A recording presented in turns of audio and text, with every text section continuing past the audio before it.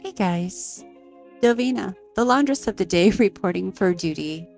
Um, Really, there's nothing much that needs to be addressed as far as flaws, snags, or tears. This dress is just pretty dirty, like filthy. The all the dirt's mainly along the top of the bodice and about 1 inch along the hemline of the dress.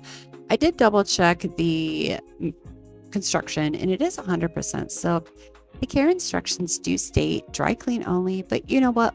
Where's the fun in that? And plus, they are just a manufacturer's preference. And as long as you're taking care of watching what products you're using and the temperature of the water, usually you can have a pretty good track record of just hand washing silk items.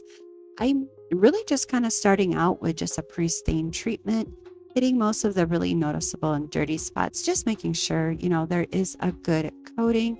I did wait about 5 minutes after spraying it down and just kind of letting that stuff soak in and letting it do its work.